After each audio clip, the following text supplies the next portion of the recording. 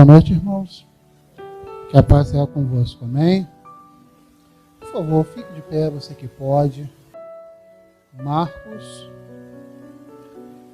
capítulo 9, verso 21.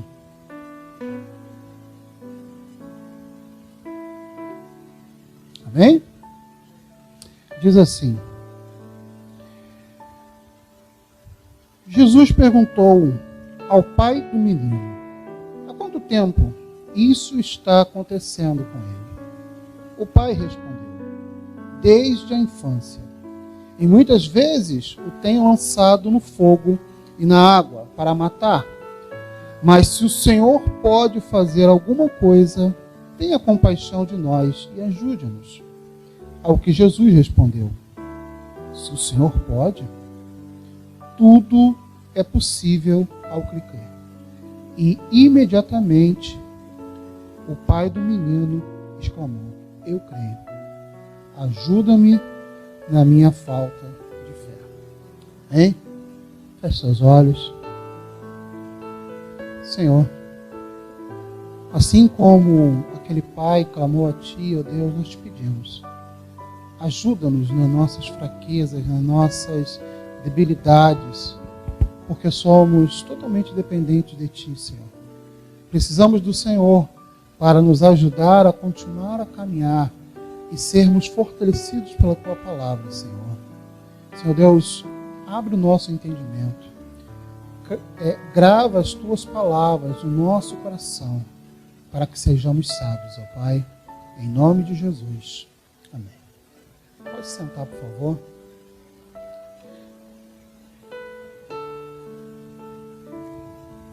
Uma fé eficaz. Geralmente nós, quando preparamos um sermão, tentamos sempre tomar o cuidado de começar do início, de uma forma que as pessoas possam entender do que se trata que nós está falando naquele momento. Se os irmãos perceberam, nós começamos talvez do meio. Porque se nós fôssemos ler desde o início, teremos que ler desde o verso 1 até o verso 29. Porque toda essa parte, ela faz parte de um contexto que devemos entender o que está acontecendo aqui. A primeira coisa é que o capítulo 9, ele começa com Cristo e 3 discípulos no monte, orando, buscando, se colocando para ser cheio pelo Senhor. E de repente as Escrituras dizem que aparecem 2 homens, Moisés e Elias, e os discípulos ficam extasiados ao ver aquilo, porque nesse mesmo instante a Bíblia fala que o nosso Senhor Jesus, ele se transfigura, ele mostra um pouco da sua glória aos seus discípulos, ele mostra aquilo que os seus discípulos nunca tinham visto antes, que é o Deus encarnado demonstrando o seu poder e a sua glória naquele local. E eles ficam atônitos, extasiados, ao ponto que Pedro chega e fala: olha, Senhor, vamos fazer o seguinte, vamos fazer 3 tendas, uma para o Senhor, outra para Moisés e outra para Elias. Uma nuvem, uma névoa os envolve, e quando eles olham novamente, está somente o Senhor Jesus. Eu não vou entrar nessa parte, porque nós levaríamos muito tempo. A história continua. E dessa vez ela muda, ela sai desse momento aonde a glória do Senhor está visível e passa para Cristo explicando toda essa caminhada. Que o Elias deveria vir, aquele que é conforme Elias, e os seus discípulos entendem que Jesus está falando de João Batista. E com certeza, eu tenho certeza que vocês já passaram por momentos assim. aquela situação, aquele momento foi algo tão maravilhoso que eles devem ter descido aquele monte chutando pedra e achando que estavam chutando isopor. Estavam maravilhados, estavam atônitos, estavam felizes por aquilo que estava acontecendo. Mas quando nós chegamos no verso 14 desse mesmo capítulo, a história está mudando.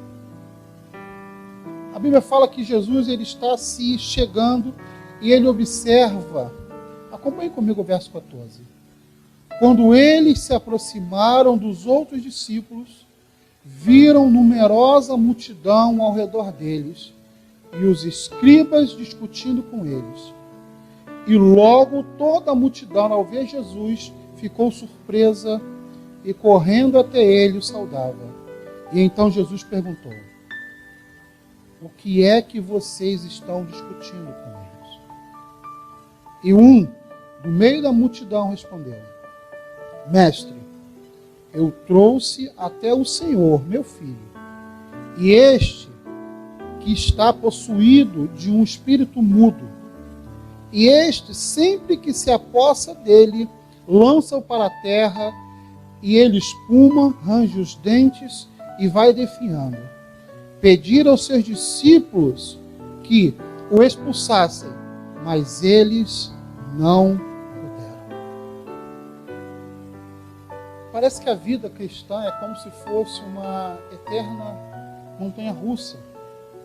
Ou, conforme Hernando Dias Lopes diz, como se fosse momentos de montanhosos, de montes, e momentos de vale.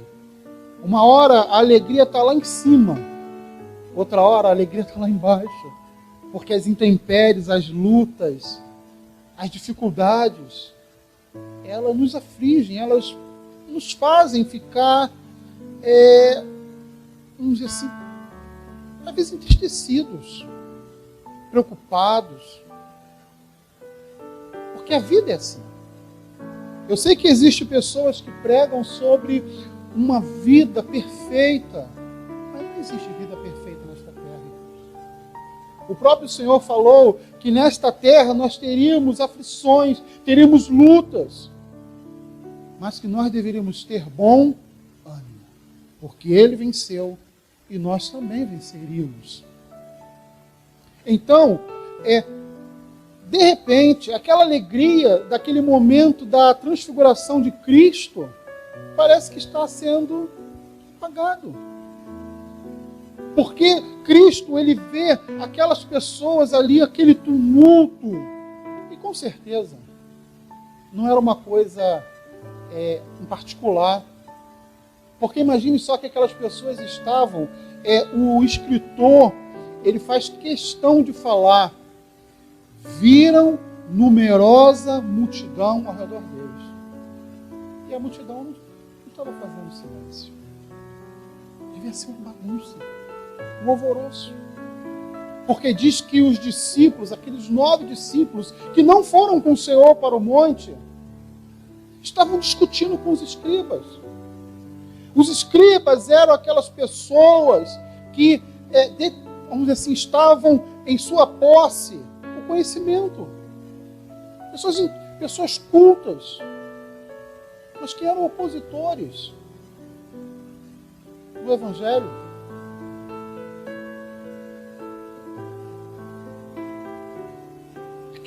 Aquele momento de alegria estava passando. Porque chega ao ponto que nós vemos aqui no verso 19, que diz que Jesus exclamou, ou seja, ele falou com veemência, ele falou com autoridade, ele falou com rispidez para aquelas pessoas. Ó geração incrédula, até quando estarei com vocês? Até quando tereis de suportá-los? Traga um menino aqui. Entenda bem o que está acontecendo aqui, irmãos. Tem um pai desesperado aqui. Desesperado porque o seu filho estava sofrendo uma imposição demoníaca, estava sofrendo momentos de dor, momentos de risco à sua vida. Porque imagina só você tentar defender alguém e essa pessoa não ter forças para se defender e você também não conseguir defender, porque imagine só, esse jovem ele era lançado no fogo, ele era lançado na água, ele se jogava no chão, ele começava a espumar pela boca. O desespero de um pai, é o desespero de uma mãe, é o desespero de um marido ou de uma esposa. Mas o pior de tudo é que os discípulos estavam simplesmente discutindo com os escribas e aquele jovem estava caído no chão, aquele pai estava desesperado. E quando Cristo ele olha isso, ele vê duas coisas incríveis para ele. A primeira coisa, aqueles discípulos estavam perdendo tempo. Porque às vezes nós perdemos tempo também. Nós começamos a nos envolver em algumas coisas, nós passamos por situações, e em vez de nós enfrentarmos, por exemplo, quando a pessoa está passando por um momento de tentação, em vez dela lutar, encarar aquela tentação, ela pensar, olha, eu tenho que vencer, eu tenho que fazer algo para sair disso. Não, ela procrastina. Ela pensa, olha, eu sou forte, eu vou conseguir passar por essa tentação, talvez sozinho. Ela se isola. Ou o médico dá uma informação que ela está doente, como eu conheci uma pessoa que ela teve um diagnóstico de câncer, e simplesmente ela falou assim, eu vou esquecer isso, vai passar. O sítio não tirou aquela ideia. Um ano depois, quando ela voltou, o médico falou, o seu câncer estava desse tamanho, agora está desse. Às vezes nós não tomamos uma atitude para resolver a questão. Nós estamos perdendo tempo, fazendo tantas coisas, menos o lógico. Buscar a Cristo para dar solução à nossa dificuldade. Nós brincamos com o pecado. Nós brincamos com a tentação. E de repente nós vemos que nós estamos sendo derrotados. Porque em vez de nós buscarmos a Cristo, nós estamos perdendo tempo. A outra coisa, o nosso Senhor nunca conseguiu ver ninguém sofrendo perto dele. Certa vez eu ouvi uma pregação e a pessoa falou o seguinte: Cristo pode fazer muitas coisas, somente uma coisa ele não pode fazer: ver alguém que o busca sem resposta. O nosso Deus, Ele tem todo o poder que existe, Ele pode fazer todas as coisas.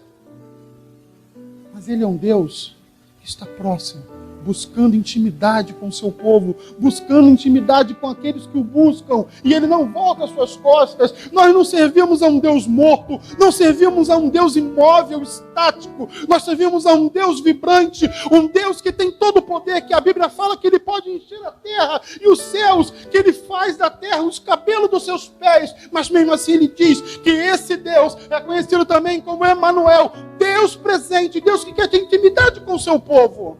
Ele não podia ver uma pessoa sofrendo e voltar às suas costas. Então ele não perdia tempo. A Bíblia diz que ele passa um sermão nas pessoas que estavam ali discutindo besteiras. Quem estava certo? Com certeza, era uma tradição naqueles dias, não hoje. As pessoas gostavam de fazer espetáculos para repreender demônios. Chazinhos, fumacinha, incensos. Com certeza você nunca viu isso nos nossos dias. Cabeça de porco, sal grosso, coisas que não resolvem a situação. Mas Cristo ele foi direto ao ponto. E tragam o menino. O foco era o menino. Não era o foco da história não era os discípulos. O foco da história não era os escribas. O foco da história não era a multidão. Era um pai sofrendo e um menino se debatendo no chão. Cristo, ele é pontual, ele vai direto, ele fala, traga o menino. Traz o menino para mim. O nosso erro é que às vezes nós levamos a situação para tantas pessoas. Já viu quando alguém te aborrece? E em vez de você chegar e falar assim, pastor, o senhor me aborreceu. Poxa, o que houve? Não pode acontecer uma coisa dessa. Ou falar com o irmão.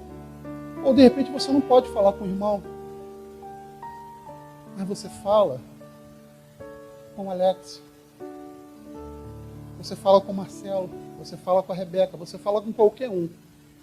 Menos com Cristo. Fala assim, oh Deus, me ajuda, porque eu não estou conseguindo lidar bem com essa situação. Nós rodeamos o problema, mas não encaramos ele. Cristo, ele foi direto à situação para solucionar. Ele chama a atenção dos escribas, ele chama a atenção daqueles 9 discípulos e ele manda trazer o jovem. E quando aquele jovem se apresenta, as escrituras dizem o seguinte, e ele, no verso, deixa eu botar o óculos, que a visão já foi boa hoje em dia. E eles o trouxeram.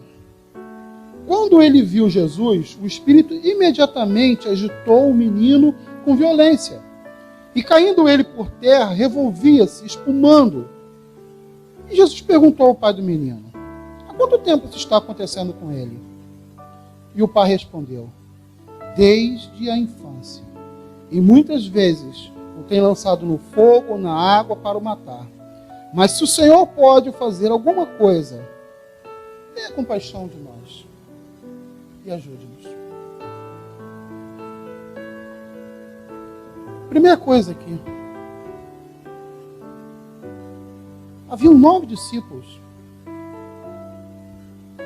tratando daquele jovem. Antes que Cristo chegasse, haviam 9 discípulos tratando daquele jovem. Mas o pai é enfático. Senhor, eu trouxe o meu filho para que o Senhor o curasse, para que o Senhor o libertasse. Mas só que os seus discípulos não conseguiram. Isso é uma coisa que eu não sei você, mas eu fico preocupado. Porque eu tenho certeza que quando Jesus ele foi orar no monte com Pedro, Tiago e João, e ele deixou os outros discípulos, os outros apóstolos lá, ele sabia que aquelas pessoas poderiam representá-lo. Por que não é assim? Às vezes, o presidente se ausenta. Por exemplo, agora o nosso presidente fez uma viagem para um outro país. E tem alguém tomando conta do país no lugar dele. Porque ele tem certeza que aquela pessoa tem capacidade para tomar as decisões necessárias para que tudo vá bem. Mas acontece que não ficou bem. Os discípulos, os apóstolos, se envolveram numa confusão, primeiramente com os escribas, e não conseguiram expulsar o demônio.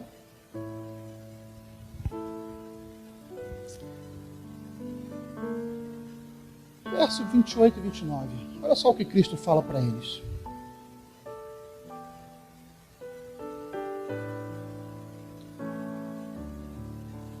(28 e 29) diz assim. Quando Jesus entrou em casa, os seus discípulos lhe perguntaram em particular, por que não podemos expulsá-lo? E Jesus respondeu, esse tipo de espírito só pode ser expulso por meio da oração.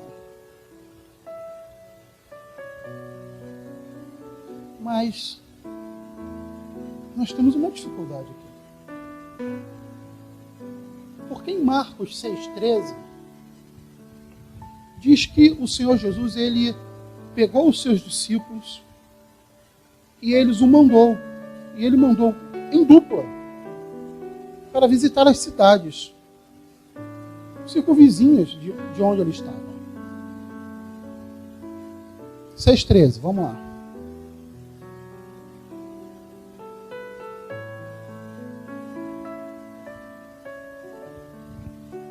Seis, 13.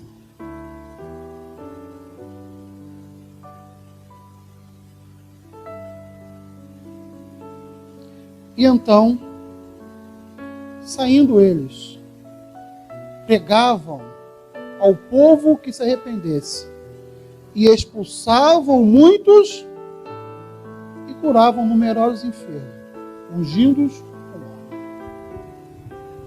Então não era uma coisa nova que aqueles discípulos tinham que fazer. Era uma coisa nova? Não. Eles já tinham feito isso anteriormente. Então o que aconteceu aqui?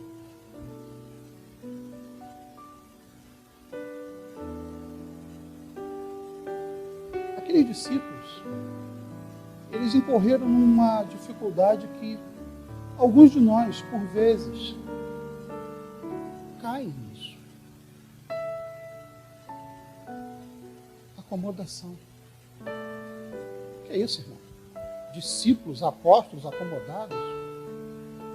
Eu quero que você lembre comigo algumas vezes que a Bíblia citou que Jesus os chamou para orar. Aqueles homens para orar.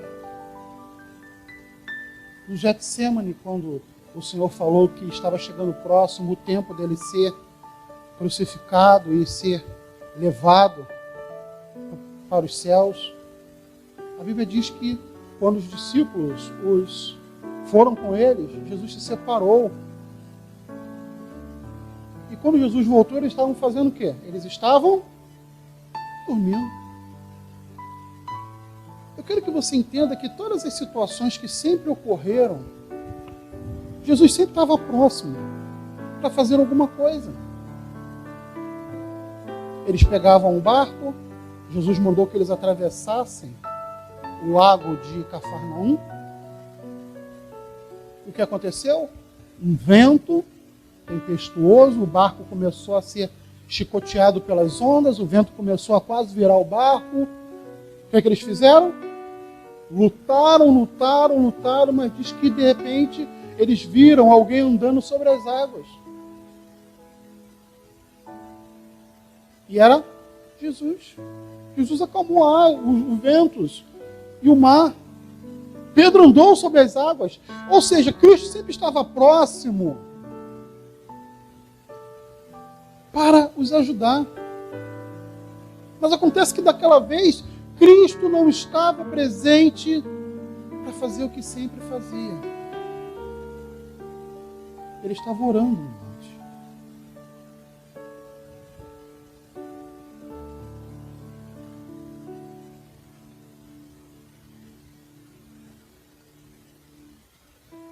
Eles sabiam o que tinham que fazer. O que acontece é que às vezes nós estamos tão confortáveis em algumas situações que nós esquecemos uma coisa. Que fé não é como dinheiro que a gente guarda em banco. Fé é algo que você tem que todos os dias trabalhar nela. Você tem que ler a palavra. Você tem que orar. Você tem que jejuar. Em algumas traduções é acrescentado nesse verso 28, esses espíritos só saem por oração e jejum. Não na nossa. A revista atualizada é assim. Nós ficamos tão incomodados com as situações que nós esquecemos que o suprimento é eterno, mas nós temos que ir na fonte.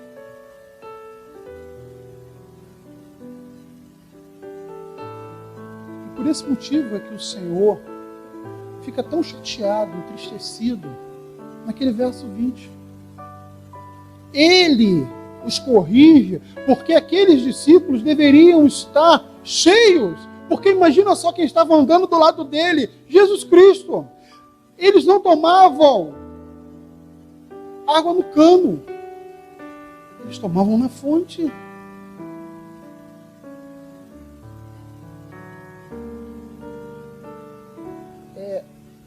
Eu nunca tive a oportunidade de ir num estádio de futebol para ver um jogo ao vivo. Eu sempre vi pela televisão.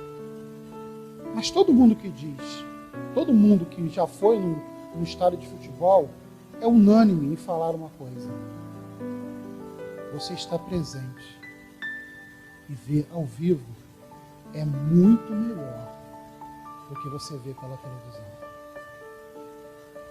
Já fui num show e, sinceramente, é uma coisa totalmente diferente. Se você já teve a oportunidade de ir num show, você sabe que você vê um cantor pela televisão. Melhor, vou melhorar isso. Eu gosto muito das pregações de Hernandes Dias Lopes. Já falei isso para alguns, né? Acho que quase nunca falei isso aqui. Eu gosto de ver ele pregando, eu vejo as mensagens dele pela internet.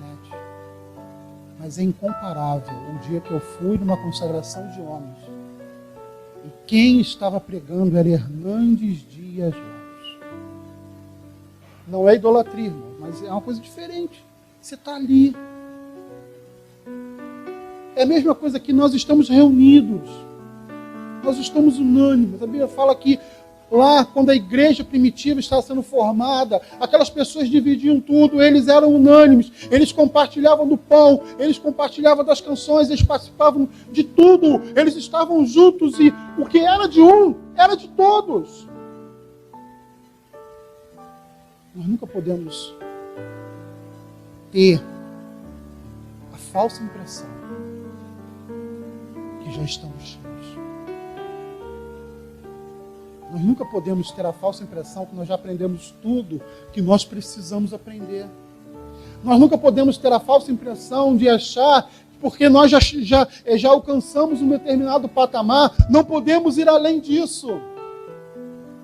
Eu quero te falar que o Senhor ele tem coisas ótimas para nós. A Bíblia diz que todo aquele que bate, a porta se abre. Todo aquele que busca, acha. Se você acha que você está cheio, você ainda não está cheio. Porque Deus tem coisas muito melhores para você. Quanto mais você buscar o Senhor, mais Ele vai se revelar a você. Quanto mais você gastar tempo buscando ao Senhor, lendo a sua palavra, orando, falando com Ele, Senhor, estou aqui. Ele vai se apresentar a você e você vai ver que é muito melhor do que o que eu estou falando. Melhor do que ver a experiência dos irmãos é você ter as suas próprias experiências. É muito melhor, irmãos. É muito melhor. Porque você vê em loco o poder de Deus, a mão de Deus trabalhando, e você fala, Senhor, que coisa maravilhosa. Os discípulos achavam que já estavam cheios, mas ainda tinha espaço para mais. Irmãos, ainda tem espaço para mais. Se você acha que Deus é maravilhoso, se apresenta a Ele, conheça-o mais. Conheçamos e prossigamos a conhecer ao Senhor. Olha, irmãos, é algo inigualável. Deus tem muita coisa para falar ainda conosco. Deus tem coisas grandes a fazer ainda nas nossas vidas. Se você acha que Deus já fez grandes coisas, Deus pode fazer coisas maiores ainda. Porque o nosso Deus não tem limites. O nosso Deus não tem barreiras para Ele. O nosso Deus não conhece obstáculos. Tudo para Ele está ao alcance da sua palavra. Isso nos leva para o terceiro ponto. Os discípulos não conseguiram repreender aquele demônio porque eles eram tímidos. A fé deles era uma fé tímida. Mateus, capítulo 17, verso 19. É a mesma história, relatada por outro escritor. Você sabe que os evangelhos são sinóticos. eles contam a mesma história, olhando por um prisma diferente, por um olhar diferente. Mateus, ele fala o seguinte, Mateus 17, versos 19 e 20, diz assim: Então os discípulos, aproximando-se de Jesus, perguntaram em particular: Por que motivo nós não podemos expulsá-lo? E Jesus respondeu: Por causa da pequenez da fé que vocês têm. Pois em verdade lhes digo que, se tiveres fé como um grão de mostarda, dirão a este monte: mude-se daqui para lá, e ele se mudará. Nada lhe será impossível. Entenda bem o que está acontecendo, o que eu estou falando aqui, irmãos. Você tem fé? Você tem fé?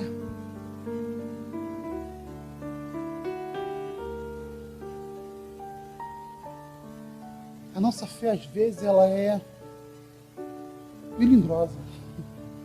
Se é que eu posso colocar isso.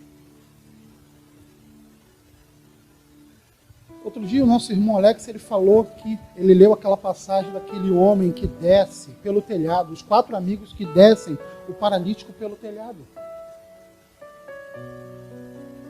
A Bíblia diz que Jesus se vira para aquele homem e fala: os seus pecados estão perdoados. Toma o teu leito e vai embora. Você duvida disso? A Bíblia diz que existia uma mulher que há 12 anos sofria de um fluxo de sangue. E ela já tinha procurado todos, Lucas 12, já tinha procurado todos os médicos, não tinha conseguido cura para este mal. Mas ela soube que Jesus ia passar naquele local. E ela disse: se eu tão somente tocar na orla dos seus vestidos, eu serei curada. E a Bíblia diz que quando ela tocou nos vestidos de Cristo, ela foi curada. Depois de 12 anos. A Bíblia fala que Jesus, ele foi a uma festa. E durante a festa, quando ele estava voltando, ele foi passar por uma cidade. E um homem chamado Jairo chega para ele e fala: Senhor, preciso que o Senhor vá na minha casa. Jairo era um dos maiorais daquela cidade. E diz que Jairo fala: Senhor, vá lá na minha casa, porque a minha filha está doente, ela está para morrer. E Jesus falou: eu vou. E no meio do caminho, uma pessoa chega e fala: não incomode mais o mestre, porque a sua filha acabou de morrer. Jesus vai até a casa de Jairo e lá ele encontra a menina morta, as pessoas chorando, aquelas pessoas dizendo: Senhor, ela morreu, ela morreu, ela morreu. E Jesus manda todo mundo sair e diz que o Senhor, ele olha para a menina e fala: Talita cumi, menina, levanta-te. E aquela menina volta à vida. Diz que o Senhor, ele está indo para um local e no meio do caminho ele encontra um cortejo fúnebre e tem um rapaz deitado dentro da esquife, que seria o caixão. E diz que Jesus, ele chega, toca no caixão e aquele jovem se levanta e ele restitui aquele jovem à sua mãe. Diz que Jesus, ele está no local e chega um mensageiro e fala: olha, o teu amigo Lázaro está terrivelmente doente. Vá lá vê-lo. E Jesus fala: eu vou, mas demora-se 3 dias. E quando ele chega, melhor, quando ele está lá, ele fala: ó, Lázaro está descansando. E as pessoas acham que Lázaro está simplesmente melhorando. Mas quando ele chega lá em Betânia, se não me falha a memória, Lázaro já está morto há 4 dias. Lázaro já está morto, não há mais esperança. E chega uma pessoa irmã e fala: olha, Senhor, se tu estivesse aqui, o meu irmão estaria vivo. E ele fala: Marta, eu sou a ressurreição. Todo aquele que crê em mim não morrerá, mas terá a vida eterna. E ela fala: Senhor, eu sei que naquele grande dia tu chamarás a todos. Ele diz: não, Marta, vem comigo. Vai até o túmulo. E diz que ele chega perto do túmulo e fala: Lázaro, vem para fora. E Lázaro sai daquele local ataviado, ele fala: soltai-o, e ele volta à vida. São coisas grandiosas, não são? São coisas ótimas. É uma maravilha. Alguém duvida disso? Mas se entrar um cego aqui, até onde vai a tua fé de você falar? Cego, enxerga. Surdo, escuta. Mudo, fala. Paralítico, anda. Câncer, regressa. Você que está morto, vem para a vida. O que acontece é que nós temos a propriedade de achar que aquilo que a Bíblia diz é verdade, mas quando nós temos que colocar isso na prática, a nossa fé parece um grão de mostarda, menor até, porque nós não cremos. Nós duvidamos. Jesus está falando aqui. Se nós tivéssemos fé do tamanho de um grão de mostarda, nós poderíamos mover montanhas. Mas eu nunca vi uma montanha ser transportada de um lugar para o outro. É claro, o nosso Senhor estava tratando de uma coisa específica aqui. O que acontece, irmãos? É que às vezes nós temos fé para os outros, não para nós. Às vezes, alguém chega, bate na nossa porta, ora pelo meu filho. E nós oramos. Mas quando nós temos que orar dentro de casa, quando nós estamos passando pelo momento da prova, quando nós estamos passando por aquele momento, a nossa fé se mostra tímida e nós não conseguimos ir além. No momento da provação, muitos de nós dobramos o nosso joelho, não para clamar e falar: Senhor, eu creio que Tu és Senhor sobre todas as coisas. Muitas das vezes nós dobramos o nosso joelho e falamos: Senhor, eu não sei por que está acontecendo, eu sou uma pessoa tão boa. Nós confiamos no bem de Deus. Mas muitas vezes nós fracassamos no poder. Não estou falando aqui, irmãos, que vamos começar a trazer cegos, paralíticos, que vão começar a orar. É isso que eu estou dizendo. Não se esqueça.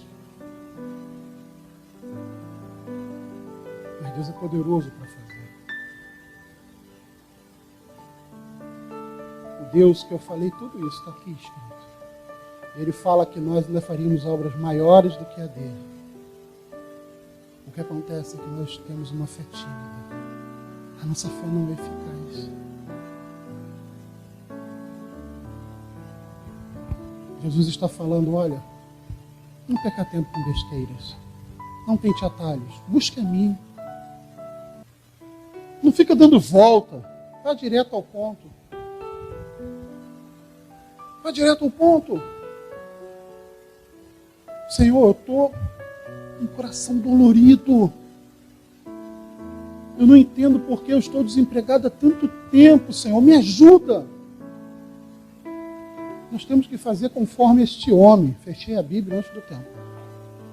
Porque a Bíblia diz que quando Jesus chega e fala: olha, há quanto tempo está isso? E ele fala: desde pequeno. E ele fala: Senhor, se Tu podes, me ajuda.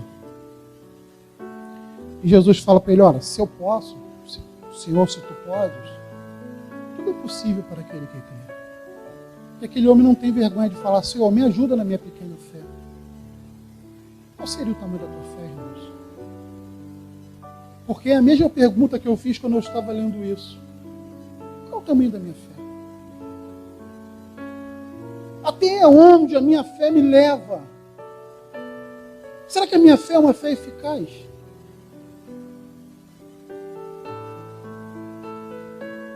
Precisamos pensar nisso, irmãos. Porque o mesmo Deus que ressuscitou a Lázaro, que ressuscitou aquela menina, que ressuscitou aquele jovem, é o mesmo Deus que está hoje aqui dizendo: tão somente crê. Tão somente crê.